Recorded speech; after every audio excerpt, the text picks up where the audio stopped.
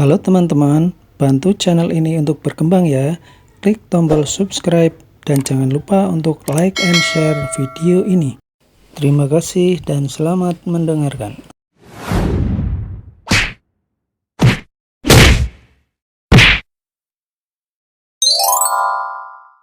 Bab 91, Perwujudan dari Kematian dan Ketakutan.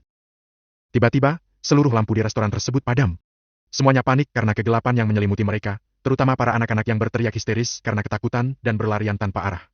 Billy dengan night vision-nya dapat dengan mudah menemukan Alicia, Anna dan Nana yang sekarang sedang saling berpelukan di dekat sebuah lukisan. Billy berjalan mendekat, yang membuat ketiganya berteriak dengan suara yang sangat melengking dan keras. Bagaimana tidak? Anak kecil mana yang tidak takut dengan sesosok makhluk hitam bermata merah menyala dan berjalan ke arah mereka? Hei, cup, jangan nangis, ini kakak. Billy langsung memeluk ketiganya di saat mereka menangis. Tuan muda!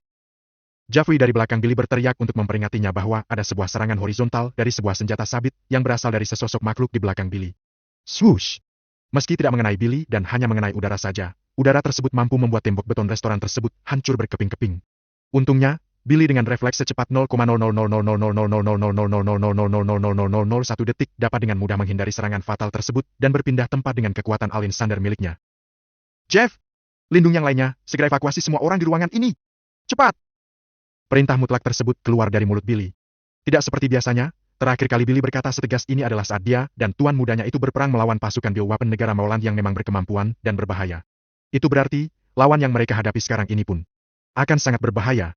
Jeffrey dengan cekatan langsung membawa para anak-anak terlebih dahulu dengan cara melompat dari jendela dan turun langsung ke bawah. Lalu kemudian memindahkan para wanita Billy dengan cara yang sama. Tak hanya Jeffrey saja yang sibuk saat ini. Moyun juga sekarang sedang sibuk memindahkan keluarganya ke tempat yang aman. Ya, memindahkannya dengan cara yang sama dengan yang dilakukan oleh Jeffrey. Setelah beres dengan evakuasi, dua pria tersebut masuk kembali ke dalam dengan melompat dari bawah ke atas dengan kemampuan mereka masing-masing. Tujuannya sudahlah pasti akan membantu Billy melawan makhluk yang entah apa itu. Perang! Kaca dipecahkan oleh dua pria tersebut. Sinar bulan purnama menyinari ruangan dari jendela yang sudah rusak, sedikit demi sedikit menyinari makhluk yang sekarang berada di hadapan mereka. Makhluk tersebut memiliki wujud yang menyeramkan, kepalanya tengkorak dan seluruh bagian tubuhnya ditutupi oleh jubah hitam yang compang-camping. Dia melayang, tidak memiliki kaki, membawa sabit panjang dan tajam di tangan kanannya. Matanya merah menyala, makhluk yang bisa dikatakan sebagai perwujudan dari kematian dan mimpi buruk. Kita sebut sebagai Lich. Ini, gawat! Billy berkata dalam batinnya. Kamu dalam bahaya, Billy. Sistem memberikanmu sebuah misi, kalahkan musuh yang jauh lebih kuat darimu. Makhluk apa ini? Ucap Moyun yang tidak percaya dengan apa yang dilihatnya. Tak hanya Moyun. Jeffrey juga mengatakan hal yang sama di dalam hatinya. Dia melihat tangan Billy yang tampak sedikit gemetar. Ya, gemetar. Sial, di saat seperti ini. Billy lalu mengeluarkan pedang Argdes yang ia rubah menjadi sabit Argdes dan bersiap untuk bertempur. Entah bagaimana caranya dia mengalahkan makhluk seperti ini. Bahkan tuan muda saja sampai gemetar, apalagi aku. Kata Jeffrey dalam batinnya, kakinya gemetar. Hilangkan rasa takut kalian. Ucapan Billy kembali membuat kesadaran Jeffrey dan Moyun yang kemana-mana kembali. Ya, mereka harus tetap tenang bahkan jika sekarang kematian ada di hadapan mereka. Swoosh! Serangan fatal lagi-lagi diluncurkan oleh Sang Lit. Billy berusaha menangkis serangan fatal tersebut dan berakhir terlempar ke tembok yang ada di belakangnya. Tak berhenti sampai di situ, makhluk tersebut langsung melesat dan berniat memotong tubuh Billy menjadi dua bagian dengan serangan vertikal. Namun serangan fatal tersebut tak mengenai lawannya. Dia malah memotong tembok beton itu dan menghancurkannya. Sial, hampir saja! Billy dan dua pria lainnya berusaha melancarkan serangan balik. Serangan tersebut sepertinya berhasil, karena Sang Lich sepertinya terpukul mundur meski hanya sedikit. Billy melakukan serangan fatal dengan cara berusaha untuk memotong-motong tubuh makhluk tersebut menjadi bagian kecil-kecil. Namun, apalah daya. Senjatanya tembus begitu saja dari tubuh Lich, tidak melukainya sama sekali. Tidak mungkin! Billy berkata dengan nada tidak percaya. Iblis tersebut mengaum lalu memutar-mutar sabit di tangannya dan melancarkan serangan area. Hati-hati! Jika kamu terkena satu serangannya saja, maka racun mematikan akan menyebar ke dalam tubuhmu. Mereka bertiga sebisa mungkin menghindari serangan yang terserang menuju ke seluruh area tersebut. Jisia! Bagaimana caraku menyerangnya jika senjataku saja tidak bisa mengenainya? Billy berteriak dalam batinnya. Aku sedang berpikir Billy. Sabar. Dia menyuruh Billy bersabar dan menunggu. Jangan bercanda. Sekarang di hadapannya adalah kematian. Bodoh! Meski bisa menghindari semua serangan tersebut, namun yang membuat dirinya panik sekarang adalah memikirkan bagaimana cara agar dirinya dan yang lain bisa menyerang dan membuat monster tersebut melemah. Billy melompat lalu merubah sabit Argdes menjadi kapak Argdes, niatnya ingin melancarkan serangan vertikal berat dari atas ke bawah monster tersebut. Namun sayangnya, serangan tersebut berhasil ditangkis. Perang! Kapak dan sabit tersebut beradu, membuat sebuah percikan api di sekitarnya. Moyun juga menyerang Lich tersebut dengan menggunakan api miliknya. Apinya bahkan tidak bisa membakar jubah monster tersebut. Jika teknik tenaga dalam berhasil melukai monster itu, Billy sudah sedari tadi mengalahkannya menggunakan petir. Tidak mungkin. Semua seranganku tidak berhasil. Moyun telah berada dalam keputusasaan. Nyatanya, monster tersebut juga menyerang mental mereka semua agar mudah menyerah. Tatapan mata Moyun sekarang kosong. Tidak mungkin. Tatapan mata Moyun saat melihat Jafri berubah, lalu secara tiba-tiba pria berambut merah tersebut menyerang Jafri menggunakan api miliknya. Swoosh! Meski dapat dihindari, pakaian Jafri juga terbakar sedikit akibat serangannya. Why? Sadar bodoh! Jafri berteriak kepada Moyun yang menyerangnya. Situasinya sekarang makin buruk. Ah! Billy! Perintahkan agar Spire memberikanmu sebuah buff. Cepat! Spire! Gunakan kekuatanmu kepada aku dan Jafri. Naga tersebut bersinar terang, lalu kemudian Billy sepertinya merasakan sebuah kekuatan masuk ke dalam tubuhnya. Kekuatan yang suci? Billy dengan serangan penuh mencoba untuk menyerang sang Lich dan tanpa diduga-duga, serangan beratnya berhasil melukai monster tersebut dan membuat kesadaran Moyun kembali. Jeff! Sekarang serang monster itu dengan kekuatan penuhmu. Billy berkata kepada Jafri. Teknik terkuatnya ia gunakan. Gejolak tenaga dalam tersebut ia kumpulkan jadi satu di tangan kanannya dan kemudian. Boom! Serangan fatal tersebut berhasil mengenai sang Lich, namun sayangnya sebagian besar serangannya itu berhasil ditangkis. Spire, berikan buff kepada Moyun. Naga yang sedari tadi melingkari leher Billy mengangguk. Moyun! Sekarang serang Lich itu! Moyun mengangguk lalu menyerang monster tersebut menggunakan apinya, barulah sekarang serangan mereka berdampak kepada monster itu. Tidak seperti tadi. Gerowaer. Lich itu mengaum. Lalu keluarlah beberapa tengkorak dari pijakan yang mereka injak sekarang. Dia memanggil tengkorak-tengkorak tersebut agar membantunya untuk menyerang. Seperti Necromancer. Kalian berdua uruslah antek-anteknya. Biar aku urus yang besar. Billy berkata kepada keduanya yang jawab dengan anggukan serius. Dengan revolver Argdesnya, Billy menembaki kepala monster itu dan berhasil membuatnya melemah. Akan tetapi, swoosh! Sebuah serangan dengan ukuran yang sangat besar dilayangkan ke arah Billy dan berhasil membuat pemuda tersebut kewalahan untuk menangkisnya. Karena tidak ada space untuk menghindar. Sialan! Tak ingin kalah, Billy juga melakukan serangan balasan. Skill pasif Argdes Rage aktif. Kekuatannya meningkat beberapa kali lipat, Billy berniat mengakhiri pertarungannya sekarang. Pemuda tersebut dengan sangat cepat menebas leher Lich dengan sabit miliknya. Kepalanya terbang dan terpisah dari tubuhnya. Tidak ada darah atau cairan apapun, mengingat kalau Lich bukanlah makhluk hidup. Apakah sudah berakhir? Tanya Moyun dengan nafas yang terengah-engah. Tenaganya dia pakai sampai pada titik dirinya akan segera pingsan pada pertarungan ini. Tubuh Lich dan antek-anteknya perlahan menghilang seperti debu, Billy pun tumbang dan terduduk di lantai. Sabitnya tergeletak di sampingnya. Hahaha! Pemuda tersebut masih tertawa di keadaan seperti ini. Hah! Kalian tahu? Andaikan kalian terkena dengan satu serangan monster itu, nyawa kalian pasti sudah melayang. Billy menjelaskan kepada keduanya. Ini pasti karena dia, memang harus dibereskan, jika aku bertemu dengannya, maka akan langsung kupenggal kepalanya. Gluk! Entah Billy berbicara kepada siapa, tapi ucapannya berhasil membuat Moyun dan Jafri ketakutan. Bab 92, Kota Zuku. Lagi-lagi Billy selamat dari maut yang mendatanginya. Hei, maaf karena membawa masalah untuk keluargamu, karena aku keluargamu jadi dalam bahaya tadi. Billy berkata kepada Moyun setelah beranjak dari posisi duduk. Tidak perlu, kita teman bukan? Aku tidak menyangka, musuh-musuh yang kau hadapi bisa sekuat tadi. Mengerikan! Tanggap Moyun atas ucapan Billy. Dirinya tidak pernah menyangka kalau kekuatan musuh Billy bahkan lebih kuat dibandingkan dengan musuh-musuhnya. Musuh yang dimaksud di sini adalah orang yang dendam terhadapnya. Orang-orang yang dendam terhadap keluarga Mo memang sangat banyak dan di antara mereka tentu saja adalah seorang master bela diri. Tapi, Moyun selaku pelindung utama keluarga Mo, tidak pernah sekalipun berhadapan dengan hal-hal seperti ini. Ya begitulah hidup, hal seperti ini sudah biasa. Sekarang ayo kita turun, tampaknya bangunan ini sudah tidak ada harapan lagi. Ah, nanti aku ganti biaya kerusakannya. Moyun hanya bisa tertawa mendengar hal tersebut. Di saat seperti ini Billy masih memikirkan hal seperti itu. Hahaha, baiklah, ayo. Mereka bertiga melompat dari jendela dan langsung ke bawah. Di bawah sana tampak ada banyak sekali mobil polisi yang berdatangan. Mereka menahan para massa yang berdatangan hanya sekedar untuk memuaskan rasa penasaran mereka. Billy! Syukurlah kamu tidak apa-apa. Apakah kita perlu pergi ke rumah sakit? Tanya Laya kepada Billy. Tidak perlu, untungnya ada Spire yang membantu kami bertiga, anak pintar. Naga tersebut merasa tersanjung. Kami telah menyelesaikan misi sistem, ini hadiah yang aku berikan padamu. 15 pil pemurnian tingkat dewa. 1 kali roda keberuntungan kemampuan. 1 kali tiket judi kemampuan. 3 kali poin upgrade weapon. 300 poin pengalaman. 800 poin sistem. Kamu membuat kami khawatir tahu. Ini Lin yang berucap. Ya, ya. Kalau ini, 3 gadis kecil yang berucap. Ahaha, maafkan aku. Billy hanya bisa menggaruk kepalanya yang tidak gatal seraya tertawa kering. Kejadian di malam hari ini membuat heboh seluruh negara naga. terjadi sebuah ledakan di restoran terkenal ibu kota, Xiahua. Polisi masih terus melakukan penyelidikan tentang apa yang terjadi namun sayangnya mereka tidak menemukan jejak apapun di sana. Banyak warganet berspekulasi dan berteori tentang terjadinya ledakan itu. Mungkinkah terjadi ledakan gas?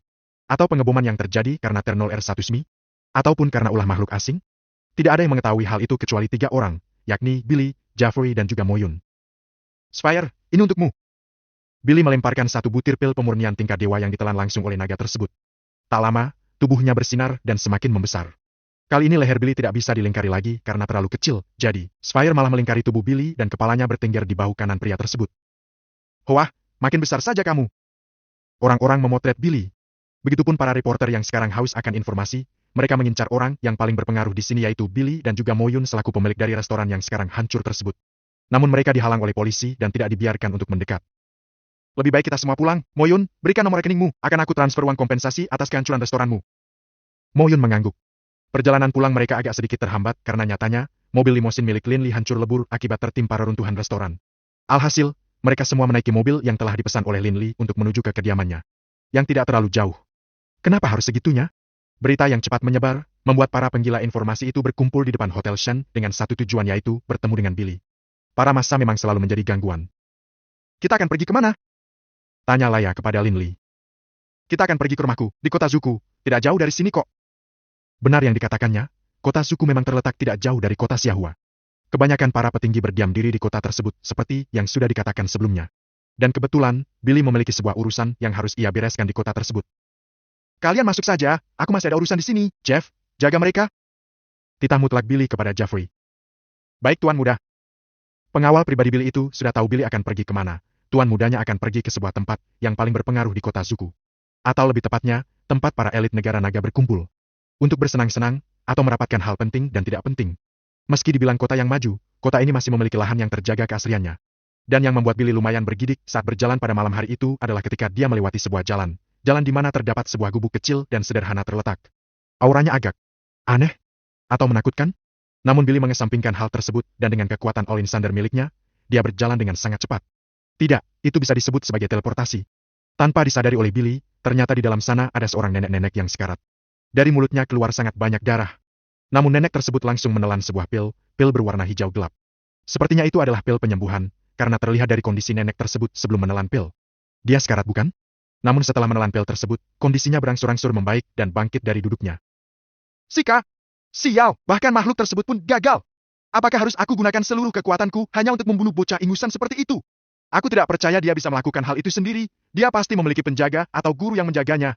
Hah, sepertinya memang harus cari bahan lagi. Untungnya si bodoh Gary itu terus memberikanku uang. Uang di tangannya sangat banyak ternyata. Nenek tersebut lalu beranjak untuk membersihkan diri. Kita skip bagian tersebut. Kalian tidak mungkin nafsu dengan fetis nenek-nenek bukan? Sekarang Billy sedang berbicara dengan Tua Long yang saat ini berada tepat di gerbang depan sebuah gedung besar nan indah. Hei Tua, kerja sampinganmu ternyata jadi penjaga gerbang? Tanya tersebut membuat emosi Ken Long memuncak.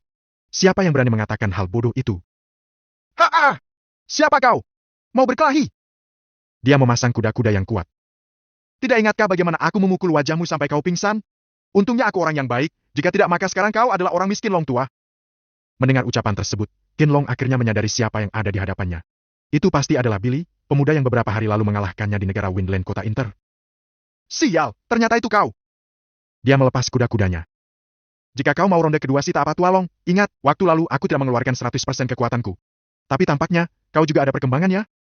Meski Diamond Puncak pada umurmu ini terlalu lambat. Apa? Kau mengataiku bodoh? Kau bocah Diamond 1 tak pantas mengatakan hal itu. Sudah, hentikan omong kosong ini, kita masuk ke dalam, katanya ada pelelangan di sana, benar? Mereka berdua akhirnya berjalan menuju ke dalam sana untuk ikut pelelangan. Barang yang dijual bukanlah barang biasa, kebanyakan memang barang-barang arkeologis yang ditemukan di beberapa titik dunia. Intinya barang-barang kuno. Billy niatnya hanya ingin melihat-lihat saja, tak ada kemampuan untuk ikut lelang. Dia lebih tertarik pada pelelangan sebelah yang melelang dan melakukan judi batu.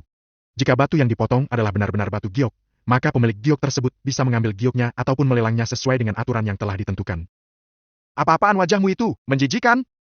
Ucapan absurd tersebut keluar dari mulut Billy yang ia tujukan untuk Ken Long. Apa? Tidak boleh wajahku seperti ini. Keduanya bagai teman dekat meski umur yang menjaraki mereka. Tak disangka-sangka, ternyata Ken Long ikut dalam pelelangan giok. Entah apa tujuannya. Tuan-tuan dan nona-nona sekalian, mari kita mulai pelelangan dan judi batu pada malam hari ini. Tanpa berlama-lama, kita akan potong batu pertama.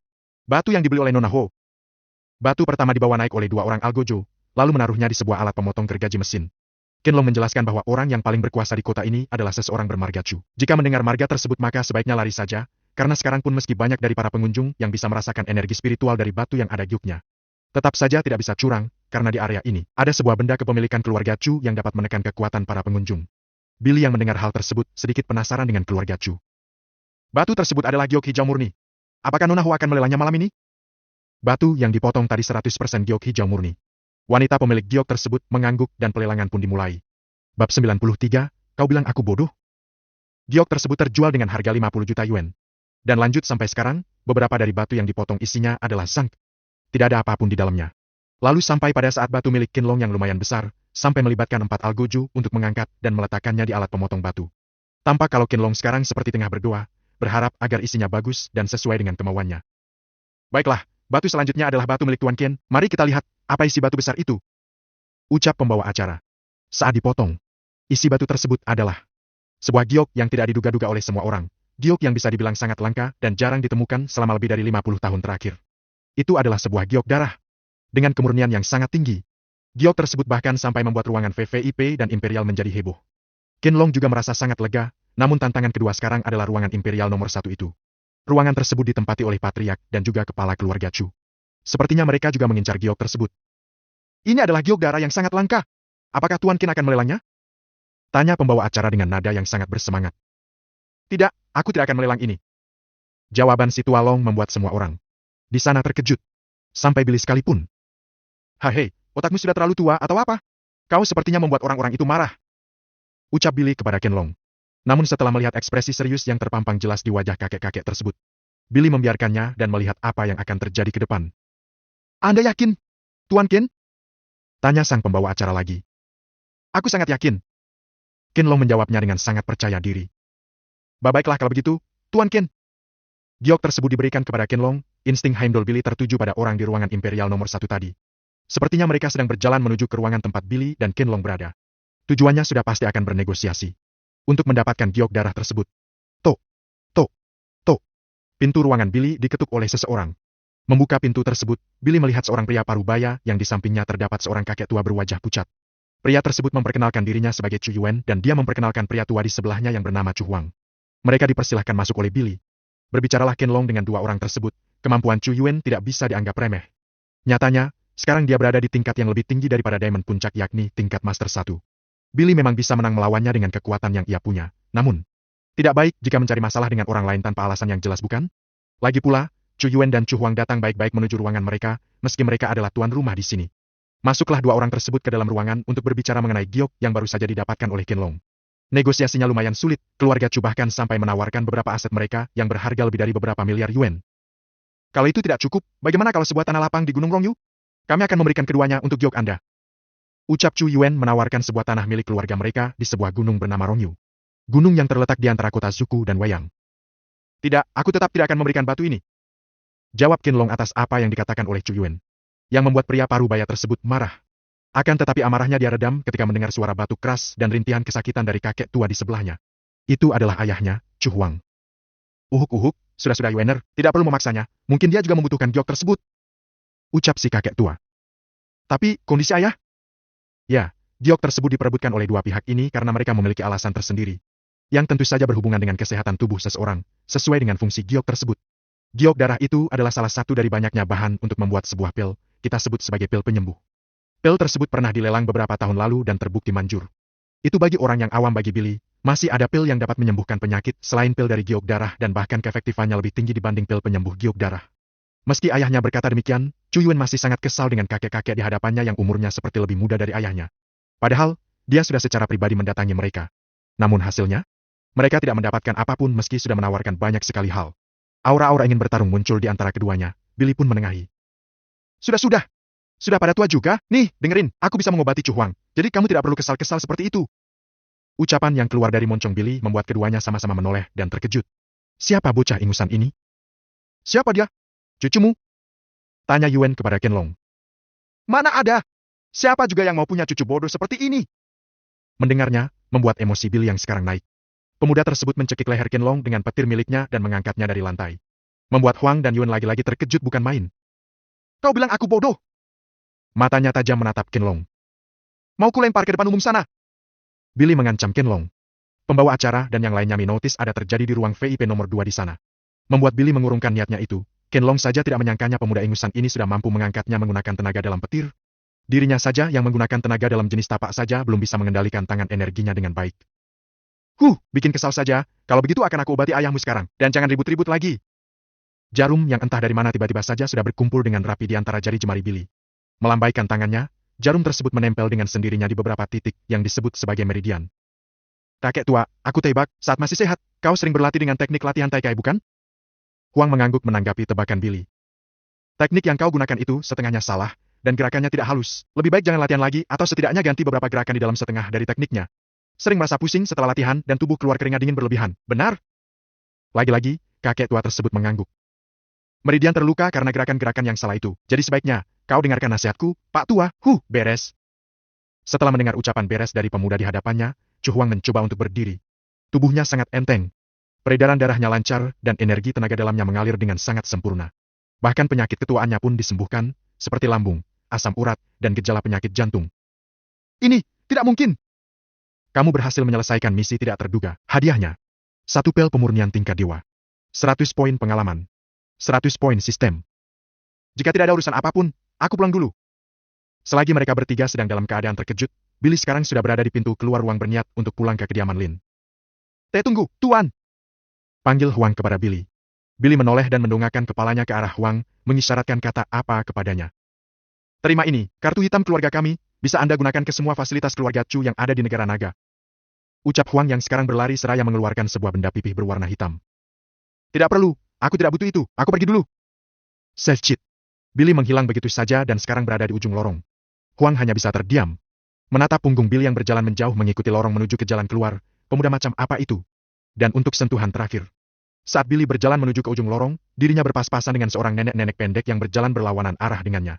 Melewati Billy beberapa inci, nenek tersebut menoleh ke belakang. Tidak seperti biasanya ada pemuda yang datang ke tempat seperti ini, di malam hari pula. Begitu pula dengan Billy, setelah nenek tersebut kembali berjalan giliran dialah yang menoleh ke belakang. Ada aura-aura yang seperti familiar di tubuh nenek tersebut. Namun, dia tidak menghiraukan hal tersebut. Bab 94, bahkan jika langit runtuh sekalipun. Berjalan keluar, Billy melihat bulan purnama yang menerangi malamnya. Tadinya dia ingin menghadiri pertemuan pembela diri, tapi sudah tidak ada niatan karena matanya yang mulai mengantuk. Perjalanan pulangnya aman dan damai, tidak ada yang mengganggunya atau mencari masalah dengannya. Sesampainya di depan gerbang kediaman Lin, Billy sempat dicegat oleh para penjaga yang berjaga di sana.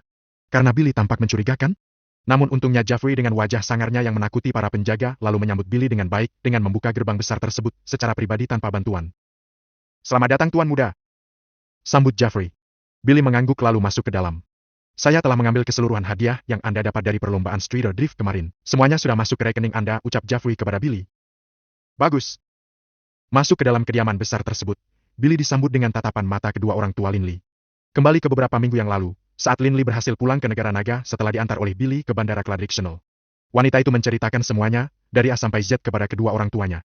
Mereka sangat berterima kasih kepada seseorang bernama Billy Carlson itu karena sudah menyelamatkan anak mereka satu-satunya dari maut. Tadinya, mereka mengira kalau Billy adalah seorang yang kekar dan besar dengan wajah yang seram Jeffrey. Namun ternyata.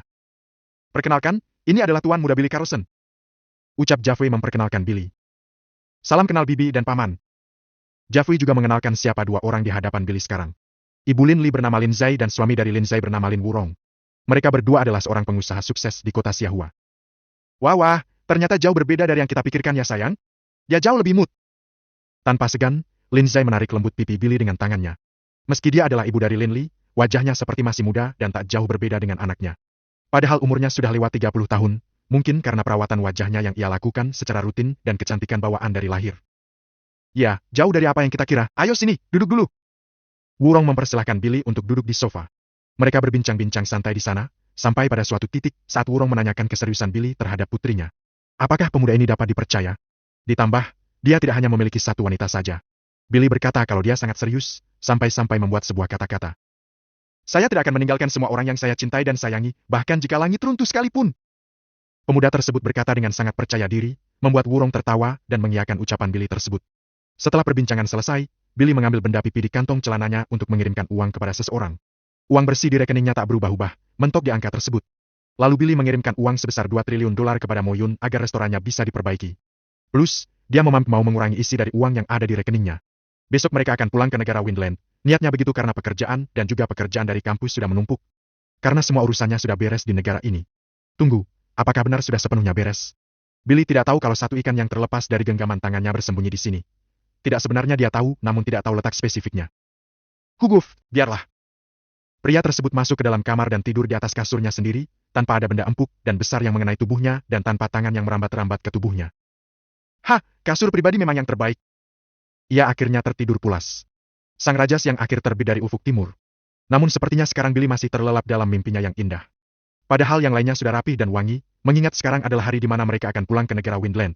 Jeffrey yang bangun pertama mengurus beberapa hal seperti pengangkutan mobil Devil 16 milik Billy dan juga mengambil barang-barang mereka yang masih ada di Hotel Shen.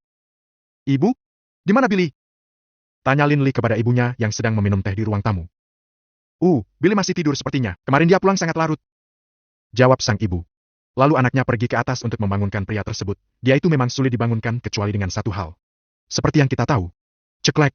Pintu kamar dibuka, memperlihatkan seorang pria tampan dengan pakaian style old money. Mereka berdua saling pandang mata dan Lin Li kalah dalam adu pandang tersebut. Dia keburu salah tingkah karena Billy yang sebenarnya hanya berdiri diam di hadapannya.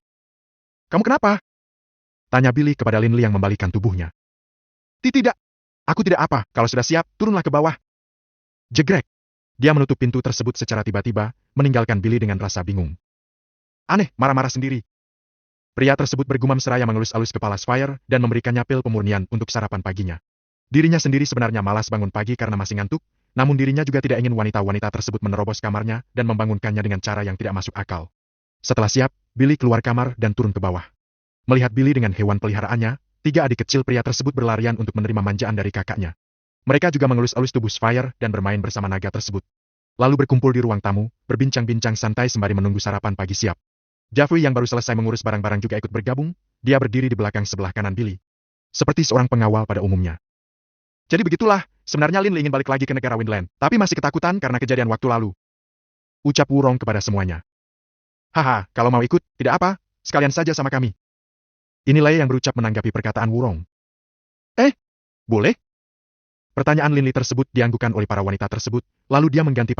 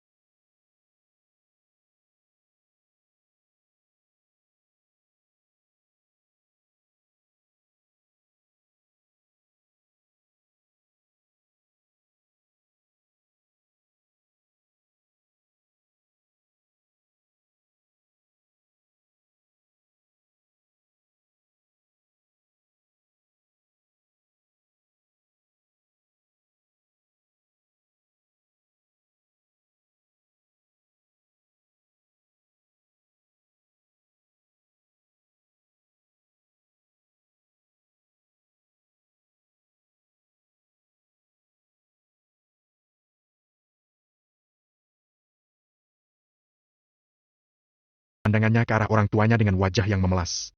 Memohon kepada kedua orang tuanya itu agar mengizinkannya. Apakah tidak akan merepotkan Billy? Merasa anaknya akan merepotkan Billy.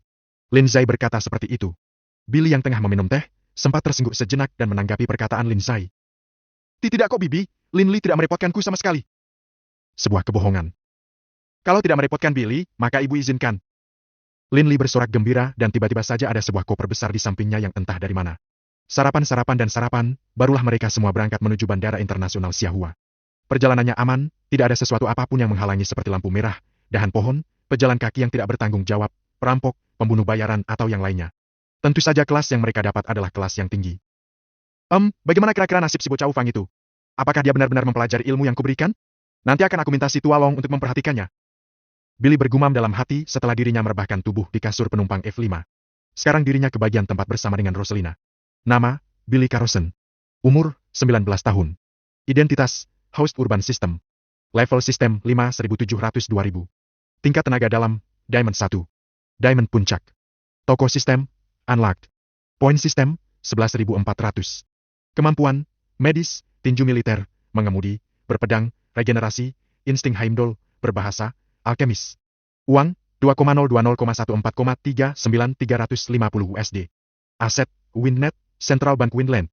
Windney Entertainment, Nestoil, Griar Pharma, The Great Estate, Lembah Ubat Linglan. Misi, rawat naga yang host temuk. EN selama 1 tahun. Bab 95, Permohonan Presiden. Singkatnya mereka sampai di Bandara Cladrixional pada siang hari, Billy dibangunkan oleh Roselina yang tertidur di sampingnya. Billy, bangun, sudah sampai loh. Dengan suara lembutnya, Roselina membangunkan Billy yang tidur memeluk dirinya.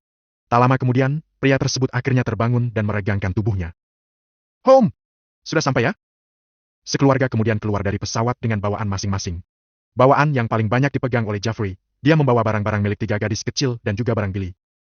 Jeff, mobil jemputannya sudah siap? Tanya Billy kepada Jeffrey. Sudah tuan muda, mobil limosin yang dikendarai oleh Paman Sebas sudah menunggu di depan bandara. Jawab Jeffrey. Billy menanggapinya dengan anggukan dan kemudian lanjut berjalan menuju ke tempat limosin yang dimaksud terparkir. Memasukkan barang-barang ke dalam bagasi, mereka semua pun berangkat menuju ke Villa Sunshine. Selamat datang kembali, Nona Muda dan Tuan Muda. Ucap Sebas dengan hormat. Mereka semua akhirnya berangkat, pulang menuju rumah. Kasurku yang lembut. Ucap Billy setelah merebahkan tubuhnya di kasur kamar miliknya di lantai 2. Tanpa mengganti bajunya, dia tertidur kembali di kamarnya tersebut sampai hari berganti menjadi malam. Bangun-bangun, di kamarnya sudah duduk wanita-wanitanya yang tengah sibuk dengan pakaian mereka masing-masing. Billy bangun dengan rasa malas dan berjalan menuju ke lemari besar miliknya, niatnya tentu saja ingin membersihkan diri. Billy, ini handuknya. Ucap Laya kepada Billy seraya memberikan sebuah handuk yang tadi ia pakai. Terima kasih. Beres mandi, dia serta para wanita tersebut turun untuk makan malam. Namun, Billy dipanggil oleh Paman Sebas untuk menemuinya di halaman. Terlihat kalau kakek-kakek bertubuh kekar tersebut sedang menatap langit yang dipenuhi oleh bintang. Ada apa Paman Sebas? Tanya Billy menyadarkan Sebas dari lamunannya. Maaf karena sudah lancang memanggil Anda ke sini, saya ingin menyampaikan sesuatu yang penting. Billy mengangguk menanggapi, dari nadanya Sebas sepertinya akan menyampaikan sesuatu yang benar-benar penting. 2 hari lalu, Presiden Kugo datang berdua dengan agen kepercayaannya. Presiden saat itu terlihat sangat putus asa karena Anda tidak berada di rumah. Lalu kemudian dia mempercayai saya sebuah pesan. Ashley Julius Arceta telah diculik dan dibawa ke sebuah tempat yang berada di negara Molan. Presiden sudah mengirimkan beberapa agen hebat, kebanyakannya adalah rekan-rekan Tuan Muda saat menjalani misi penelusuran dan pembersihan serangga di bawah reruntuhan Green Enterprises. Namun sayangnya, tidak ada kabar dari mereka selama beberapa hari ini dan sampai sekarang. Billy mengangguk, menangkap maksud dan tujuan pembicaraan mereka. Sejak kapan anak Presiden menghilang? Tanya Billy.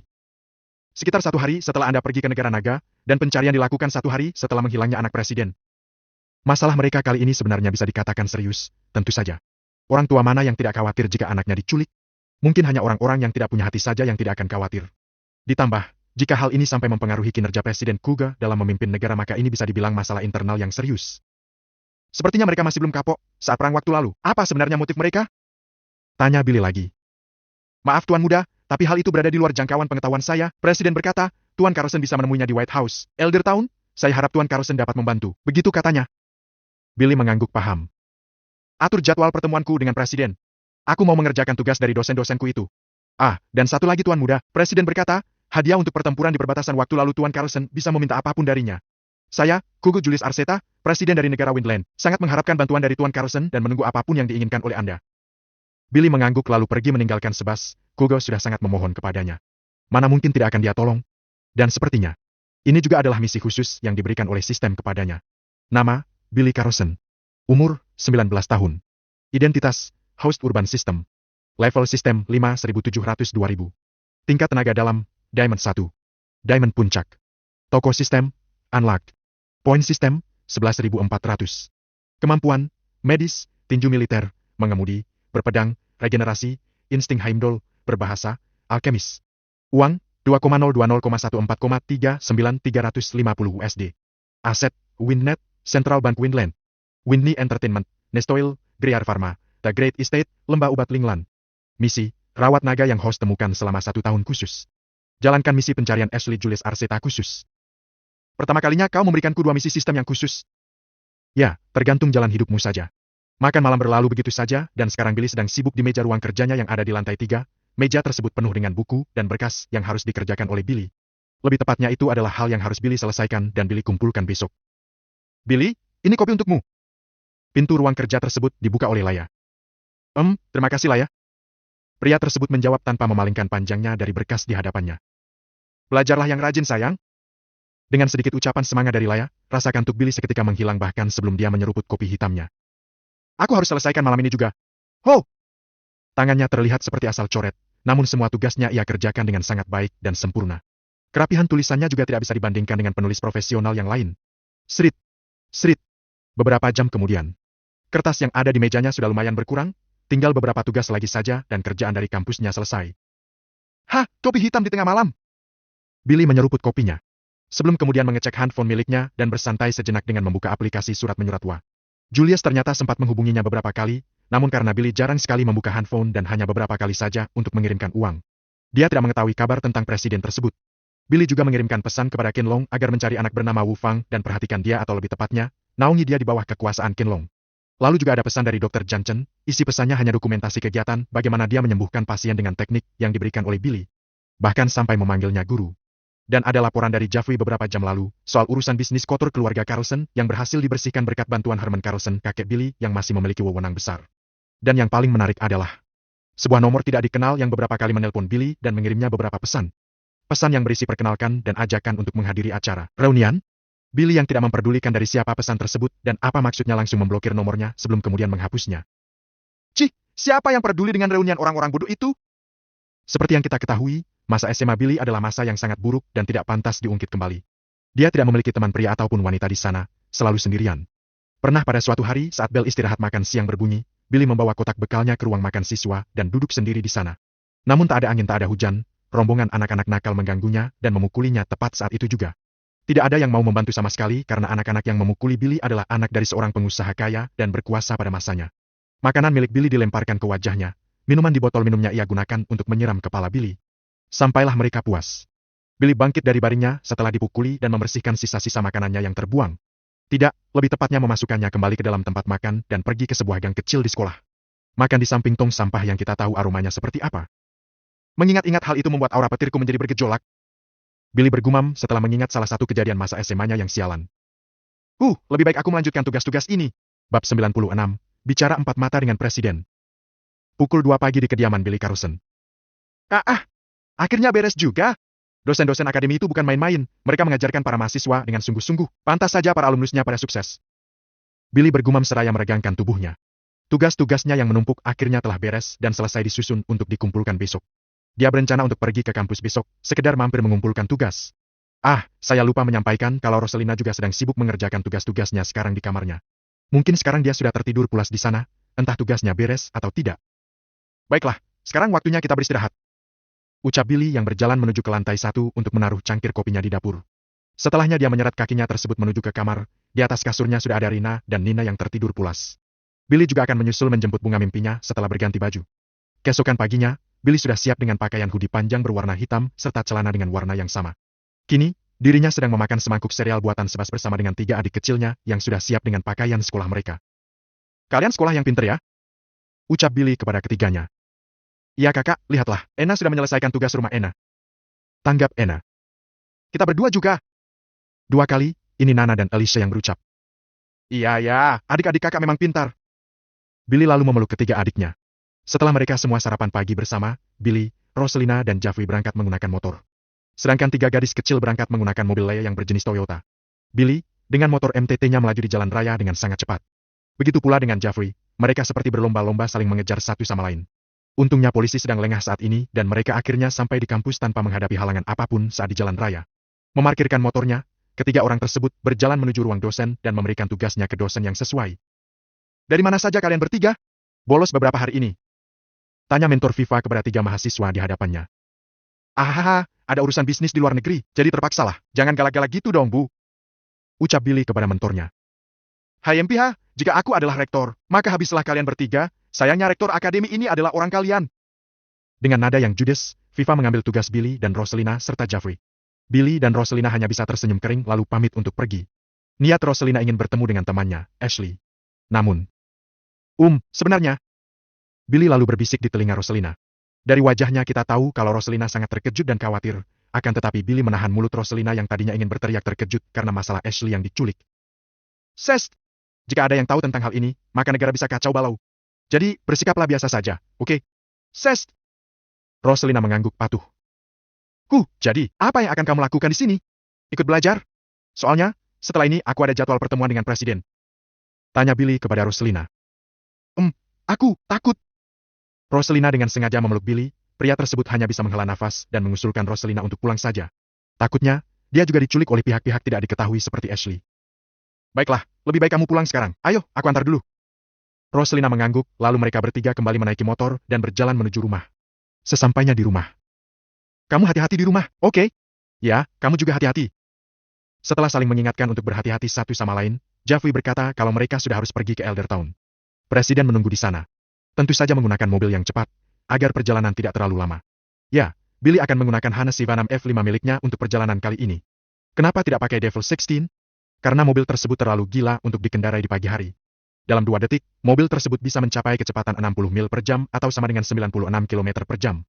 Tidak sesuai dikendarai di pagi hari bukan? Di mana polisi lalu lintas sedang ketat-ketatnya berjaga. Jeffrey yang nyetir dan Billy bersantai dengan handphonenya. Menurutmu, apa motif mereka menculik anak presiden? Tiba-tiba saat sedang bermain game di handphone, Billy nyeletuk. Saya beranggapan kalau ini adalah sebuah ancaman dari Molan untuk mendapatkan sesuatu tertentu. Atau, bisa jadi, mohon maaf Tuan Muda, bisa jadi kalau Nona Ashley akan dijadikan sebagai bahan eksperimen? Atau apalah itu, tapi ini hanyalah opini saja Tuan. Jeffrey menjawabnya. Seperti itu rupanya. Kau tahu data tentang kota-kota yang sudah terjangkit oleh parasit itu? Tanya Billy lagi. Sejauh yang saya tahu, terdapat 2 kota yang sudah tidak ada harapan untuk diselamatkan. Karena monster-monster di 2 kota tersebut sudah mengalami evolusi semenjak perang terakhir kita. Nama kota tersebut adalah kota Estow dan kota Ursi. Billy mengangguk menanggapi dan tidak bertanya lagi sampai mereka akhirnya sampai di gerbang depan White House. Mobil Billy disambut dengan hormat oleh penjaga gerbang dan dibiarkan masuk. Lalu secara pribadi, Kruger dan pengawal pribadinya menyambut Billy di depan pintu masuk White House. Selamat datang Tuan Carlson. Sambut Kruger. Billy yang turun dari mobil menganggukkan kepalanya dan mereka semua berjalan menuju ke ruang kerja Kruger. Niatnya Kruger dan Billy akan berbicara 4 mata di sana sementara Jeffrey dan pengawal pribadi Kruger yang bernama Lian Scott Cotton. Jadi seperti itu, mereka menginginkan sebuah artileri dengan jumlah yang banyak tapi kau tidak memberikannya? Wajar saja, mereka terlalu tidak tahu malu untuk meminta bantuan kepadamu. Lalu, akibatnya putrimu diculik oleh salah seorang yang seperti berada di pihak Suicide Boys, atas perintah seseorang yang tidak dikenal? Kruger mengangguk. Dan seseorang tersebut berada di Molan. Beberapa kota di negara tersebut memang sedang kacau dan rencananya akan dihancurkan. Tapi, apakah orang yang menculik Ashley memang berhubungan dengan pemerintah Molan? Tanya Billy kepada Kruger. Saya tidak tahu pasti, tapi coba Tuan lihat ini. Kruger lalu memaparkan sebuah hologram map dengan tanda merah di salah satu daerahnya. Tanda merah tersebut adalah tempat di mana Ashley berada. Karena terdapat sebuah GPS tracker kecil yang masih terpasang di kerah baju Ashley pada saat dia diculik. Dan titik merah tersebut adalah lokasi terakhirnya sebelum GPS tersebut hancur. Titik merah tersebut menunjuk ke sebuah pulau yang tidak besar dan tidak kecil, di dekat perbatasan antara Molan dan negara sebelahnya lagi. Bagaimana tentang para agen yang kau kirim? Apakah sudah ada kabar dari mereka? Tanya Billy lagi. Sayangnya, kami hanya mendapatkan sebuah video berdurasi 3 detik. Kruger lanjut memaparkan video yang dimaksud. Video tersebut menunjukkan bahwa agen yang dikirim oleh Kruger diserang oleh sesuatu yang tampak sangat kuat. Itu berbentuk seperti manusia, mutan, atau apalah itu, yang pasti wujudnya menyeramkan. Tidak boleh dibiarkan, aku akan berangkat ke sana bersama dengan Jeffrey. Mendengar hal tersebut, Kruger merasa sangat bersyukur dan berterima kasih kepada Billy. Bagaimanapun, Ashley adalah putri satu-satunya yang dia miliki. Antarlah dia kembali meski hanya jasadnya. Ucap Kruger. Jangan berkata seperti itu, aku yakin Ashley baik-baik saja. Baiklah, dengan jalur apa kami akan berangkat? Bab 97, Ekspedisi Titik Merah. Kapten Billy, kita sudah memasuki perbatasan laut negara Molan. Ucap seorang kapten yang bertanggung jawab memimpin perjalanan Billy dengan menggunakan kapal selam perang. Billy mengangguk menanggapi. Keadaan mereka sekarang tidak diketahui oleh pihak Meoland, dengan kata lain Billy berusaha masuk dengan cara menyelip dari bawah laut. Billy dan Jeffrey sekarang berada di garda terdepan medan perang dingin. Lagi-lagi dirinya terjun ke medan perang meski tidak berperang secara langsung sekarang. Sampai pada suatu saat, kapal selam yang mereka tumpangi berguncang hebat. Itu seperti terkena sebuah misil bawah air. Boom! Gawat, sepertinya kita ketahuan. Siapkan senjata kapal ini. Ucap sang kapten kapal selam. Kapal tersebut menambah kecepatannya dan meluncurkan beberapa roket untuk melawan balik. Sedangkan Billy dan Jeffrey sekarang sedang bersantai bermain catur di ruang pribadi mereka. Brug! Sial, caturnya berantakan lagi. Billy berdecak kesal. Dari tadi semua bidaknya selalu terjatuh akibat guncangan yang terjadi di kapal selam. Lampu darurat berwarna merah sudah dinyalakan, suara peringatan terdengar di mana-mana. Baiklah, sepertinya sudah waktunya. Ayo Jeff! Jeffrey mengangguk, lalu keduanya beranjak menuju ke kapsul peluncur. Karena keadaan kapal selam mereka sudah tidak memungkinkan, bagian depan mereka sudah berlubang dan para krunya tewas di tempat. Pasukan militer dari Meoland berhasil menyusup ke dalam dan menyisir ke dalam kapal selam menggunakan pakaian selam mereka. Beberapa menit menyisir, mereka tidak menemukan seseorang yang tersisa. Ditambah, kapal selam tersebut mengaktifkan mode peledakan diri. Pada akhirnya semuanya keluar dari sana dan kembali ke atas. Mereka sudah pergi, ayo Jeff! Setelah dirasa aman, Jeffrey mengaktifkan kapsul peluncur dan mereka pun keluar dari kapal selam sebelum kemudian meledak di dalam air tersebut. Boom! Kita pergi ke pulau terdekat. Baik Tuan Muda. Swoosh! Hamparan ombak yang menabrak batu karang, Billy dan Jeffrey sekarang berada di sebuah pulau yang masih agak jauh dari tempat tujuan mereka. Kita istirahat dulu di sini, kita lanjutkan perjalanan pada malam hari, biar seru. Dari yang aku lihat, pulau ini hampir menyatu dengan daratan kota yang kau maksud, kota yang sudah tidak ada harapan lagi. Ucap Billy kepada Jeffrey yang sekarang sedang sibuk memasukkan beberapa cadangan makanan yang ada di dalam kapsul peluncur ke tas besarnya. Kalau begitu, berarti penghuni hutan ini bukanlah sembarangan ya? Tanggap Jeffrey. Benar, ayo. Dari pantai, mereka masuk ke dalam sebuah hutan rimba. Menuju ke tempat yang aman untuk beristirahat dan makan malam. Singkatnya mereka berdua menemukan sebuah tempat yang adem dan tenang. Di dekat sana ada sebuah sungai yang dilihat-lihat seperti bersih dan segar. Namun sebenarnya, ikan-ikan di sana sudah bermutasi menjadi monster yang menular. Akan berbahaya jika dimakan seperti memakan ikan pada umumnya. Untuk airnya, mungkin masih bisa diminum. Namun harus diolah terlebih dahulu. Karena jika tidak, nasib kalian akan sama dengan ikan-ikan yang ada di sungai itu. Billy dan Jeffrey menyiapkan hal-hal yang dibutuhkan malam ini, terutama api dan makanan. Senjata apa yang kau bawa? Tanya Billy. Saya membawa katana yang Anda berikan serta satu buah gun dan 2 kotak besar amunisinya di tas. Billy menganggukkan kepalanya. Makanlah mereka di sana. Setelah merasa kalau perut sudah terisi kembali, Billy dan Jeffrey melanjutkan perjalanan mereka menuju ke kota Estow, sebuah kota pariwisata yang sekarang sudah menjadi sarangnya para monster. Dalam perjalanannya, mereka sempat beberapa kali bertemu dengan binatang-binatang hutan yang sudah bermutasi menjadi monster. Burung-burung di sana bahkan menyerang 2 pria tersebut dengan cakar mereka. Namun dengan adanya senjata jarak jauh di tangan keduanya, Billy dan Jeffrey dapat dengan mudah menghadapi para monster-monster tersebut. Pada pukul 3 pagi, mereka berdua berhasil memasuki daerah pantai di kota tersebut. Kota yang sudah berantakan dan sangat gelap. Ada beberapa barang yang tergeletak di tanah dan barang tersebut sepertinya keluar dari kargo truk pengantar yang terbalik di hadapan Billy. Barang yang dimaksud berbentuk seperti suntikan, mungkin suntikan pada eks parasit, atau semacamnya. Tidak ada yang mengetahui hal tersebut, namun sepertinya hal ini berharga. Jadi Billy mengambilnya, begitulah kata Jisia. Mereka sangat banyak. Billy bergumam. Jeffrey lalu menodongkan handgun miliknya kepada para zombie yang menyerang mereka. Dor! Dor! Begitu pula dengan Billy yang menembak dengan revolver Argus-nya. Andai saja tadi bawa peredam. Kali ini Jeffrey yang bergumam, ia berkata seperti itu ketika melihat para monster yang semakin berkumpul. Tidak ada habisnya. Dikarenakan suara senjata mereka saat menembak, suara tersebut tentu akan memancing para zombie ini. Dor! PVTT! Haha, rasanya seperti masuk ke dalam game zombie-zombie N. Ucap Billy yang sepertinya menikmati keadaan mereka sekarang yang terkepung. Ayo, kita tidak bisa terus menembaki mereka.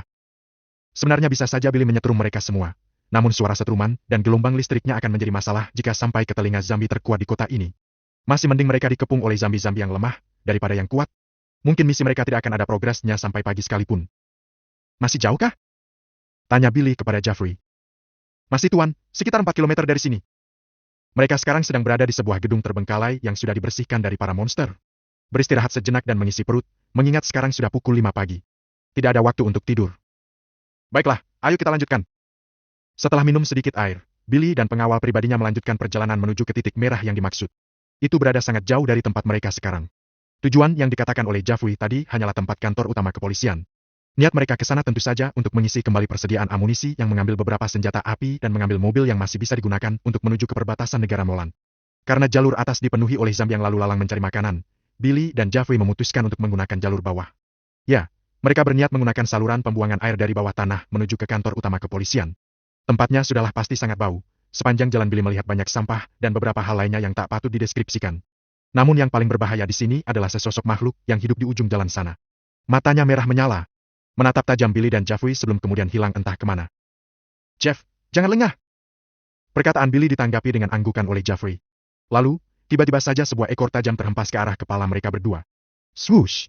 Untungnya berhasil dihindari, jika tidak maka kepala mereka berdua akan berpisah dari tubuhnya. Waspada!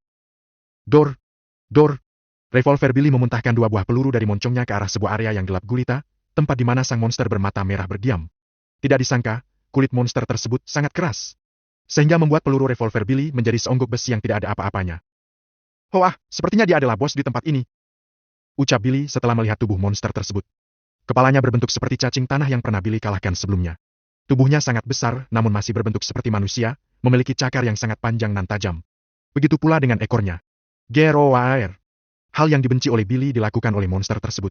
Dia memanggil monster-monster yang lebih lemah darinya untuk berkumpul. Jeff, lawanlah yang lemah dengan katanamu, biar aku halau yang besar. Jeffrey mengangguk patuh, mengikuti perintah yang dikatakan oleh Billy. Aku datang! Makhluk besar! Swoosh! Klang! Billy meluncur dengan sangat cepat ke arah monster besar yang dikenal sebagai Liker Sabit Argdes. Namun serangan tersebut berhasil ditangkis kuku tajam monster tersebut. Monster itu melawan balik dengan cakarnya, dia mencakar-cakar Billy dengan kecepatan yang sangat cepat. Lalu kemudian memecut ekornya ke arah Billy, serangan ekornya itulah yang sangat berbahaya. Karena dapat menghancurkan beton di sekeliling hanya dengan sekali putar saja. Sialan, bagaimana jika aku membawa Spire? Apa yang kira-kira akan dilakukan oleh naga tersebut untukku? Di tingkatnya sekarang, Spire hanya akan memberikanmu buff kekuatan tenaga dalam. Billy menyerang dengan petirnya. Save cheat. Dan berhasil membuat Liker tersebut mundur beberapa langkah. Kulitnya yang keras mulai terkelupas akibat dari setruman luar biasa itu. Get! Kesempatan emas ini tidak boleh dibiarkan terlepas begitu saja. Billy dengan pedang Argdes miliknya langsung melesat dan menusuk bagian tubuh Liker yang tidak ada kulitnya. PVTT. Anda mengaktifkan skill pasif Vampire Slash. Memutar pedang tersebut seperti kunci, membuat tubuh monster itu terkoyak dari dalam. Mengingat kalau skill Vampire Slash telah aktif. Argergi. Dia mengaum sejadi-jadinya di sana, sebelum kemudian hancur seperti daging giling. Hah, beres juga. Kamu menyelesaikan misi tidak terduga. Hadiah. 1 pil pemurnian. 100 poin pengalaman. 100 poin sistem. Saya juga sudah selesai tuan muda. Ucap Jeffrey setelah menggibas katananya, membersihkannya dari darah monster-monster yang telah ia bunuh. Kalau begitu, ayo kita lanjutkan perjalanan kita. Jeffrey mengangguk dan mereka melanjutkan perjalanannya. Menuju ke kantor utama kepolisian negara Melan. Bab 98, Ekspedisi Titik Merah 2. Mereka terus-menerus melangkahkan kaki ke jalan lurun dan bau dari saluran pembuangan tersebut. Sekarang pukul 7 pagi dan mereka baru sampai di sebuah tempat di bawah tanah yang membentuk bulat. Di pinggir-pinggirnya terdapat banyak mayat yang menimbul di air yang sudah terkontaminasi. Ini mengerikan. Jeffrey bergumam. Pemandangan yang mereka lihat sekarang memang mengerikan dan menjijikan. Bukan hanya mayat orang-orang dewasa saja, bahkan anak kecil sekalipun terlihat di antara tumpukan mayat tersebut. Mayatnya masih memegang sebuah boneka yang seluruh bagian tubuhnya sudah compang-camping. Perlahan, keduanya berjalan menuju ke seberang untuk lanjut menempuh jalur saluran pembuangan. Namun sepertinya, makhluk berbentuk tentakel raksasa tidak mengizinkan mereka berdua untuk pergi ke sana. Dari pinggir-pinggir area tersebut, keluar 9 sosok makhluk tentakel yang memiliki banyak sekali mata. Salah satu dari mereka menyerang 2 pria itu dengan serangan dari bawah. Mereka mengeluarkan sebuah tombak tajam dari bawah Billy dan Jeffrey. Jika tergores sedikit saja, maka racun mematikan akan mengalir ke darah mereka. Sika, merepotkan, kita selesaikan dengan cepat. Billy langsung melempar sabit Argdes dan mengendalikannya untuk memotong tentakel-tentakel tersebut. Hal ini menjadi mudah karena skill pasif Vampire Slash yang aktif dan memotong-motong tubuh monster tersebut menjadi bagian kecil-kecil. Untungnya mereka tidak memiliki kemampuan regenerasi yang merepotkan. Ada-ada saja, ayo. Billy dan Jeffrey niatnya ingin mencari tempat sementara untuk beristirahat, mengingat mereka belum sarapan dan bahkan belum tidur dari kemarin. Tubuh mereka harus diistirahatkan. Jeff, coba semprotkan spray yang aku berikan ke matamu, itu akan membuat matamu menjadi segar kembali. Jeffrey melakukan hal tersebut dan rasa kantuknya tiba-tiba saja menghilang. Begitu pula dengan kantung mata hitamnya. Isi perutlah mereka di sana. Jeff, aku ingin bertanya, tidakkah aku ingin memiliki pasangan? Celetukan absurd Billy membuat Jeffrey tersedak air minum. Tidak, Anda ngawur tuan muda. Jawab Jeffrey seraya menyeka bibirnya. Iya kah? Perawat cantik di Honor Hospital waktu itu? Mendengar ucapan Billy, membuat wajah Jeffrey memerah karena malu. Tuh kan, bener. Meski seorang yang dikenal kuat dan tangguh di tim Windland Force dulu, namun Jeffrey juga adalah manusia. Yang punya rasa takut, rasa senang, rasa marah dan bahkan rasa cinta kepada sesuatu. Padahal, Saat dia bekerja di Azerside sebelum bekerja di bawah pimpinan Billy dulu dirinya banyak sekali melihat wanita cantik dan seksi. Namun entah mengapa, hatinya sama sekali tidak tergerak dan tidak ada sedikit pun. Namun ketika melihat wajah perawat waktu dia dan Billy kecil pergi ke Honor Hospital, degupan jantungnya merasa aneh. Dia tidak pernah merasakan sebelumnya perasaan seperti ini. Namun saat di hadapan perawat tersebut waktu itu, dia menyembunyikan rasa anehnya tersebut karena keburu mengkhawatirkan Billy yang tiba-tiba pingsan di kursi tunggu saat menunggu Jeffrey berbicara dengan perawat tersebut. Saat dirinya tidak bersama dengan Billy, Jeffrey sempat beberapa kali bertemu dengan perawat tersebut yang memang kebetulan lewat di jalan. Sang perawat memang menyapanya, namun Jeffrey menjawabnya dengan kaku. Entah karena malu atau tidak terbiasa. Lalu bagaimana? Apakah ada kemajuan? Saya tidak tahu. Billy tersenyum lalu menggeleng, tak ingin membuang masa lagi mereka melanjutkan perjalanan menuju ke ujung saluran pembuangan tersebut dan naik kembali ke atas. Akhirnya udara segar. Mereka akhirnya keluar dari saluran pembuangan yang bau itu. Tak jauh di hadapan mereka adalah tempat yang mereka tuju. Kantor utama kepolisian negara Meolan. Berjalanlah mereka menuju ke gedung tersebut. Tampak di sana seperti sedang ada sebuah masalah yang bukan masalah Billy tentunya. Ini tidak adil, ucap seorang pemuda yang umurnya tak jauh dari Billy. Dia sepertinya sedang ada masalah dengan rombongan di hadapannya. Rombongan tersebut seperti rombongan preman? Billy hanya melewati mereka tanpa berbicara apapun, lalu pemuda tersebut menyuruh pengawal pribadinya untuk masuk dan mengambil apapun yang bisa berguna untuk mereka berdua. Dia akan menunggu di luar katanya. Hei, siapa kau? Berani-beraninya masuk ke kawasan kami? Tanya salah satu orang bertubuh besar kepada Billy dengan bahasa mereka. Aku hanya ingin mengambil beberapa barang, dan juga mobil itu. Dengan santainya pemuda itu berbicara tanpa ada rasa beban sedikit pun di mulutnya. Nyelocos begitu saja. Lalu mereka semua mengelilingi Billy yang saat itu sedang bersandar dan melipat kedua tangannya di dada. Bersikap seolah-olah tidak terjadi apa-apa di sana. Kau mau mati ya? Ucap salah seorang preman yang menodongkan senjata AK-47 ke leher Billy dan mengancamnya. Dia pikir pemuda di hadapannya ini akan takut jika dia menodongkan senjatanya tepat ke leher. Namun apa tanggapan dari Billy atas ancaman yang diberikan kepadanya? Tembaklah! Bocah brengsek ini malah memancing-mancingnya untuk menarik pelatuk AK tersebut. Bikin kesal saja. Ho, kau pikir aku takut? Rasakan ini! Dor! Swoosh! Dengan mudahnya, Billy menghindari serangan tersebut dan menyerang balik dengan sabit miliknya. PVTT! Bagian atas dan bawah preman tersebut berpisah dan terbaring di tanah yang bersimbah darah. Dalam hatinya dia bertanya, ada apa dengan tubuhnya? Kenapa terbaring di tanah seperti ini? Dan darah apa itu? Setelah dilirikan matanya ke tanah, barulah dia menyadari bahwa dirinya telah terbelah menjadi dua bagian. Beberapa detik lagi dia akan mati. PVTT. Satu tebas berikutnya ke arah tubuh bagian atas preman tersebut, yang membuat tubuhnya hancur seperti daging giling karena skill pasif Vampire Slash telah aktif sesaat setelah Billy menebas tubuh preman tersebut menjadi dua tadi. Majulah jika kalian ingin menjadi sepertinya. Billy berkata kepada semua yang mendengarnya. Dirinya sendiri tidak berniat berlama-lama di sini karena misi penyelamatan ini memaksanya untuk bergerak cepat. Tuan muda, semuanya sudah siap. Ucap Jeffrey setelah memasukkan semua barang yang ia dapat dari dalam kantor ke dalam bagasi mobil van polisi. Billy mengangguk dan kemudian berjalan menuju ke dalam mobil. Jeffrey yang sudah siap di kursi sopir bertanya kepada Billy. Apa mereka harus kita bereskan, Tuan? Tidak perlu, misi kita lebih penting, ayo jalan. Jeffrey mengangguk lalu memanaskan mesin mobil tersebut sebelum kemudian melaju ke jalan raya yang dipenuhi oleh para zombie. Mobil ini ternyata sudah dimodifikasi oleh para preman itu. Terdapat dua buah mesin gun di samping kanan dan kiri mobil tersebut, guna menembaki para zombie yang bertebaran di jalan raya. Ditambah dengan kekuatan Billy, semua halaman seperti reruntuhan dan semacamnya dapat dipindahkan dengan mudah tanpa memakan waktu yang lama. Pada malam hari, mereka berdua sampai di pelabuhan kapal pesiar negara Molan. Masih jauhkah perjalanan kita? Tanya Billy yang fokus menyeka senjatanya menggunakan tisu. Sudah tak jauh lagi, Tuan muda, beberapa kilometer di depan kita sudah bisa memasuki Pulau Tenatu. Jawab Jeffrey setelah melihat ke alat yang diberikan oleh Kugo. Kita akan menggunakan speedboat ini. Jeffrey mengangguk lalu mempersiapkan apa yang akan dibawa dan apa yang ditinggalkan. Mereka memutuskan untuk beristirahat beberapa menit di sana, untuk mengisi perut. Tapi Tuan muda, sepertinya ada yang tidak beres di sini. Ucap Jeffrey setelah melihat ke sekeliling. Ya, aku tahu, ini adalah lokasi terakhir para agen yang dikirim oleh Cougar saat di video berdurasi 3 detik. Akan ada tantangan besar lagi di sini, jangan lengah. Jeffrey mengangguk lalu menyiapkan makan malam mereka. Bab 99, Adu Up. Billy menyadari bahwa ada seseorang yang memperhatikan mereka berdua dari jauh, lebih tepatnya dari bagian paling atas dari kapal pesiar yang ada di dekat sana. Seperti seorang kakek tua tinggi dan besar, memakai pakaian serba hitam dan topi lebarnya. Di malam hari itu, hanya warna matanya saja yang terlihat oleh mata. Billy kemudian berdiri dan pura-pura bergerak sebelum kemudian menembakkan peluru revolvernya ke arah seseorang di atas kapal tersebut. Dor! Awalnya Billy mengira itu berhasil, namun setelah dilihat lagi seseorang di atas kapal pesiar itu berhasil membuat mata Billy melebar. Dia menangkap peluru revolver Billy dengan tangan kosong dan melemparkannya kembali ke arah pria muda itu. Ho! Jadi ini yang mereka lawan ternyata. Lalu tiba-tiba saja. Swoosh! Brug! Entah bagaimana caranya kakek-kakek itu berada tepat di hadapan Billy dan memukulnya dengan kekuatan yang sangat dahsyat. Billy yang menahannya terlempar jauh dan menabrak kontainer besar. Tangannya memar. Sial! Umpat Billy kepada kakek-kakek tersebut. Jeffrey yang tadinya lagi makan mie instan, sontak menoleh setelah mendengar suara keras yang berasal dari belakangnya. Dia bingung apa yang terjadi, siapa kakek-kakek tua itu?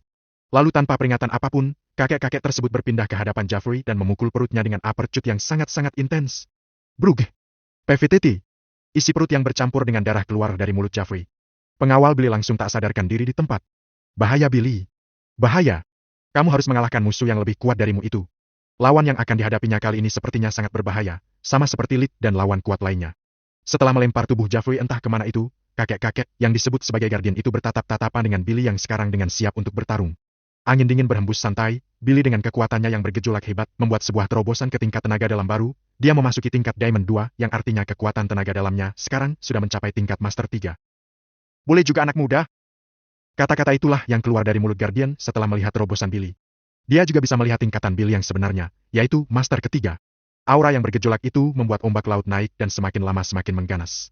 Rambut Billy berubah menjadi putih dan matanya berubah warna menjadi emas. Lalu, PVTT.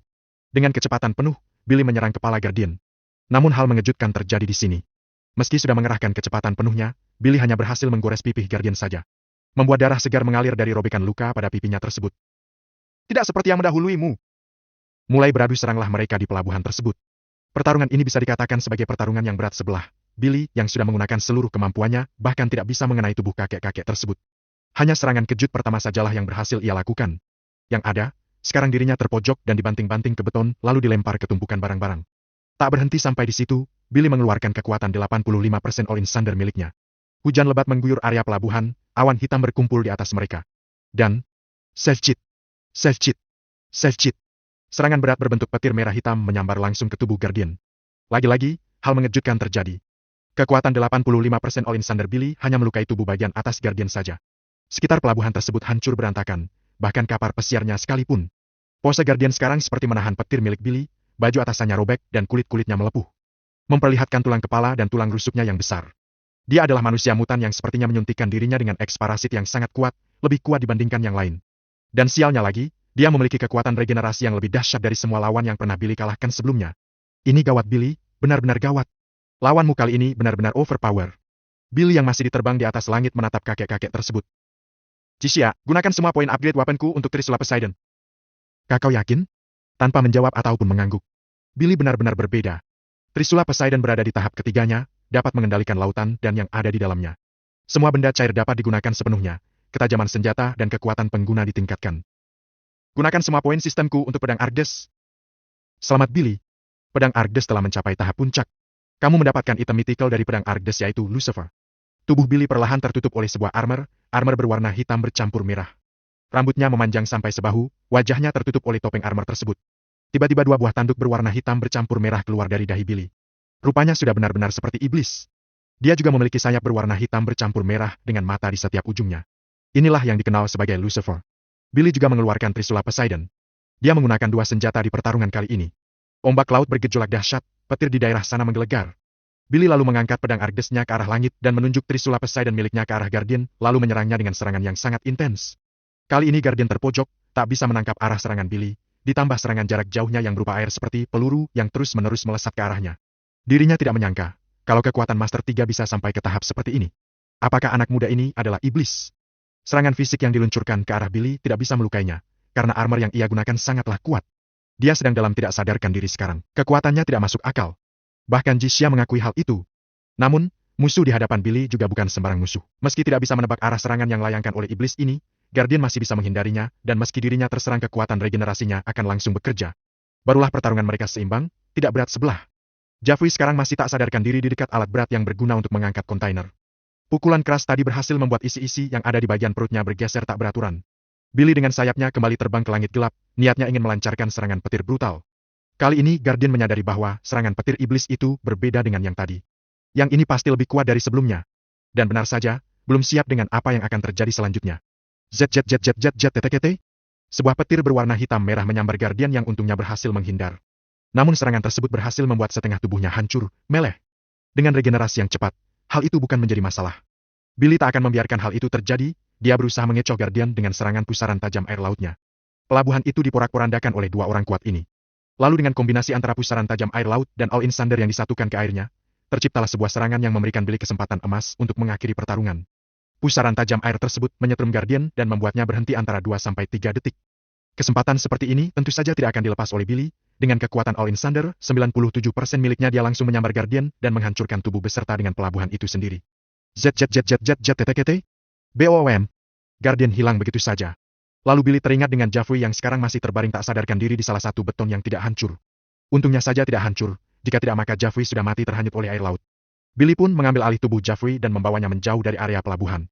Bab 100, Round 2, Fight. Mereka sekarang berada di luar area pelabuhan. Sekarang sudah jam 3 dini hari dan Jeffrey perlahan tersadar dari pingsannya. Dia teringat dengan kakek-kakek tua yang bahkan tidak bisa ia lawan tadi dan langsung bangun dari posisi baringnya. Alangkah terkejutnya ia ketika melihat pelabuhan yang besar itu sekarang hancur berantakan. Kapal-kapal pada karam, dan semua barang-barang di sana pada hancur. Ini, di luar akal sehat. Gumam pria tersebut. Menoleh ke kiri, dia melihat pria yang dikenal sebagai majikannya sedang dalam keadaan tak sadarkan diri. Jeffrey menebak kalau hancurnya daerah ini adalah sebab dari akibat pertarungan Billy dengan kakek-kakek tua yang kuat itu. Entah siapa yang menang. Namun, jika Billy masih hidup maka jelas siapa yang menang bukan? Jeffrey melihat kembali ke sekeliling dan mendapati tas besarnya berada di belakangnya. Ia lalu mengambil spray untuk disemprotkan pada Billy. Sest! Jeffrey menyemprotkan spray tersebut ke seluruh tubuh Billy. Dia juga merasa aneh, kenapa rambut Billy berubah menjadi warna putih dan menjadi sangat panjang. Ini seperti bukan tuan mudanya. Beberapa menit ke depan, Jeffrey kembali menyiapkan makanan untuk Billy yang sepertinya sudah akan sadar. Urg, kepalaku! Billy terbangun dari pingsan dan memegang kepalanya. Billy, akhirnya kamu bangun juga. Kamu telah berhasil mengusir musuh kuat. Hadiah. 2 pil pemurnian tingkat dewa. 2 poin upgrade weapon. 1 kali roda keberuntungan kemampuan. Musuhmu belum berhasil dikalahkan, karena itulah hadiahnya sedikit. Apa? Dia belum kalah? Pernyataan dari Jisha tentu saja akan membuat Billy terkejut. Itu hampir kekuatan penuh Billy loh. Kekuatan penuh. Dan kakek tua itu belum mati. Ada apa dengan Anda tuan muda? Tanya Jeffrey seraya membawakan mangkok berisi makanan yang ia siapkan untuk Billy. Tidak, aku tidak apa. Billy menyembunyikan rasa terkejutnya dan kemudian memakan makanan yang dimasak oleh Jeffrey. Beres dengan makanan tersebut, Billy mengeluarkan 2 pil pemurnian tingkat dewa. Dia memberikan 1 untuk Jeffrey. Telan itu dan kita lanjutkan perjalanan. Jeffrey mengangguk, lalu mereka berdua menelan pil tersebut. Jeffrey tentu akan merasakan sakit yang lumayan besar, tapi tidak dengan Billy yang menelannya seperti menelan permen. Setelahnya, mereka berdua mencari kendaraan laut yang sekiranya masih bisa digunakan untuk menuju ke Pulau Tenatu. Bertemulah keduanya dengan sebuah speedboat pelampung yang masih bisa digunakan. Vroom! Perjalanan laut mereka berdua aman dan damai, tidak ada sesiapapun atau sesosok makhluk apapun yang mengganggunya. Sampai pada pukul 5 pagi. Titik merah yang Billy dan Jeffrey kejar sudah hampir dekat. Speedboat mereka tinggalkan di sebuah pelabuhan kayu dan kembali berjalan mengikuti map. Hei, kau dengar tidak apa yang aku katakan tadi saat kau bertarung? Tanya Jisha kepada Billy. Ya, aku dengar, tentang mythical item dan sesuatu yang tidak normal, tapi ngomong-ngomong bagaimana cara aku mengaktifkan armor Lucifer itu? Billy bertanya dalam hati. Itu mudah, katakan saja. Lucifer, aktifkan. Dan jika ingin armor tersebut menghilang tinggal katakan. Lucifer, berpisah. Billy mengangguk paham. Pulau yang lumayan luas ini adalah Pulau Tenatu. Tempat titik merah berada sebelum akhirnya hilang, dalam jangkauan insting Heimdall milik Billy sih pulau ini tidak ada penghuninya. Namun, kita tidak benar-benar mengetahui apa yang ada di depan sana bukan? Jisha, gunakan tiket roda keberuntungan kemampuan milikku. Roda keberuntungan kemampuan diputar. Tik, tik, tik, tik, tik, tik, tik. Selamat. Kamu mendapatkan kemampuan regenerasi tingkat dewa. Karena sudah memiliki kemampuan tersebut, maka aku otomatis akan mengubahnya menjadi poin sistem 1000. Sekali lagi. Roda keberuntungan kemampuan diputar. Tik, tik, tik, tik, tik, tik, tik, tik, tik. Selamat. Kamu mendapatkan kemampuan Mixed Martial Art. Nama, Billy Carlson. Umur, 19 tahun. Identitas, Host Urban System. Level Sistem 6 500/3500. Tingkat tenaga dalam, Diamond 2. Master 3. Toko Sistem, Unlocked. Poin Sistem, 4000. Kemampuan, Medis, Tinju Militer, Mengemudi, Berpedang, Regenerasi, Insting Heimdall, Berbahasa, Alkemis, Mixed Martial Art. Uang, 2,020,140,39350 USD. Aset, Windnet, Central Bank Windland. Windney Entertainment, Nestoil, Greer Pharma, The Great Estate, Lembah Ubat Linglan. Misi, rawat naga yang host temukan selama 1 tahun khusus. Jalankan misi pencarian Ashley Julie. US Arseta khusus. Ampas semua! Ya, ngomong-ngomong, ubah 2 triliun uangku jadi poin sistem, cepat! Kau keterlaluan. Pengubahan uang ke poin sistem memiliki batasan, 1 hari batasnya 500 juta, Ya udah buruan. Kamu mengubah 500 juta dolar 500 ribu. Poin sistem. Batas pengubahan sudah mencapai limit harian. Billy mengangguk puas lalu kembali berkata.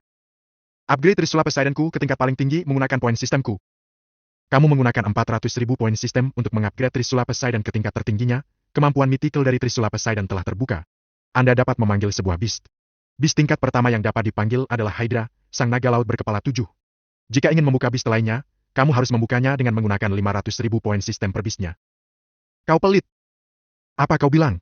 Tak terasa mereka sudah berjalan beberapa kilometer dari pelabuhan kayu, tempat di mana speedboat mereka diparkirkan. Di hadapan mereka ada sebuah jalan yang entah menuju kemana. Tak memiliki pilihan lain, Billy dan Jeffrey mengikuti kemana jalan tanah merah itu mengarah. Beberapa menit berjalan, mereka berhenti di sebuah gedung yang terbengkalai. Insting Heimdall Billy merasakan tidak ada kehidupan di atas sini, namun berbeda dengan yang di bawah. Di bawah tanah sana seperti ada ruangan yang sangat besar, ruangan tersebut dipenuhi oleh orang-orang yang sepertinya adalah penduduk pulau. Mereka ada di bawah, ayo kita cari jalannya. Ujar Billy kepada Jeffrey. Keduanya lalu menyisir area atas dan akhirnya menemukan sebuah pintu dengan tengkorak manusia asli di atasnya. Membuka pintu tersebut, Billy dan Jeffrey melangkahkan kaki mereka menuruni anak tangga. Namun, leher keduanya tiba-tiba dicekik dan diangkat oleh seseorang. Insting Billy bahkan tidak menyadari keberadaannya. Orang yang mencekik Jeffrey dan Billy itu melemparkan keduanya untuk menjauh dari area pintu tersebut. Brug! Keduanya menghantam tembok beton. Dan mengejutkannya, orang yang melempar Billy dan Jeffrey itu ternyata adalah Guardian. Ya, kakek-kakek kuat yang menjadi lawan bertarung Billy di pelabuhan kemarin malam. Dialah orang yang bisa melawan Billy dengan imbang ketika pemuda tersebut mengeluarkan hampir 100% kekuatannya. Kau lagi! Ucap Guardian. Jeffrey kali ini memasang kuda-kuda dan kemudian dengan sangat cepat, langsung berpindah ke belakang Guardian. Niatnya ingin menyerang menggunakan jurus gejolak tenaga dalam. Swoosh! Brug! Dan sepertinya, Jeffrey memang bukan lawan Guardian. Gejolak tenaga dalam yang ia keluarkan seluruhnya bisa ditangkap hanya dengan satu tangan Guardian saja. Matanya sangat menakutkan. Lalu dengan satu tamparan ringan, Jeffrey langsung ditumbangkan begitu saja dan pingsan di antara batu beton yang hancur. Kasihan banget kamu Jeff, mana masih muda? Billy menggelengkan kepalanya, lalu berhadapan dengan kakek-kakek tersebut. Lagi. Dua senjatanya ia keluarkan, pedang Argdes di kanannya dan Trisula Poseidon di kirinya. Pak tua itu sepertinya juga akan melawan Billy dengan serius dari awal sekarang. Entah bagaimana dirinya bisa selamat dari maut kemarin. Namun, dia harap kesalahan kemarin malam tidak akan dia ulangi di pertarungan kali ini. Swoosh! Brug! Kuda-kuda basic dikeluarkan oleh Guardian, lalu kemudian baju atasannya robek dan hancur karena tubuhnya yang bergejolak-gejolak, membesar dan semakin lama semakin keras seperti titanium. Regag! Aku tidak akan lengah kali ini, bocah! Wujudnya sekarang lebih besar dari sebelumnya. Yang tadi tingginya sekitar 3 meter, sekarang naik jadi 5 meter. Billy juga tak ingin kalah, dia mengeluarkan 5 pil pemurnian tingkat dewa dan langsung menelannya sekaligus. Lucifer, aktifkan! Tiba-tiba, armor iblis Lucifer muncul di belakang Billy dan bersatu dengannya. Sayapnya yang gagah perkasa menggibas, membuat pijakan mereka hancur beterbangan. Awan hitam kembali berkumpul di langit Pulau Tenatu. Billy di sisi kiri dan Guardian dengan wujud terkuatnya berada di sisi kanan. Round 2. Fight!